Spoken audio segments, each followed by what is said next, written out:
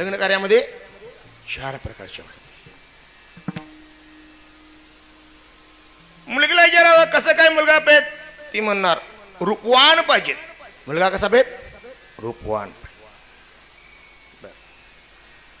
तिच्या आईला विचारावा काय तुमच्या एवढा आहे, बघा काळ सावळ असू देत पण धनवान असावं. कसं असावं, धनवान असावं. म्हणजे संसाराची चिंता करायची गरज ही कुणाची आवड. बापाला विचारावा, बाप म्हणतोय काळ सावळ दे पण शिकलेला असावं, कुठेही वसल्या नोकरी लावता येते शिकलेला असले तर. भावाला विचारावं काय तुमची आवड, हे म्हणतात ते बघा आई वडिलांचं काय सोडून घ्या, आमच्या बहिणीसाठी जो मुलगा नियोजित केलाय तो कुलवान असावा, आयुष्यभर पावणं म्हणून मला बघायचं आहे. प्रत्येकाची आवड वेगळं.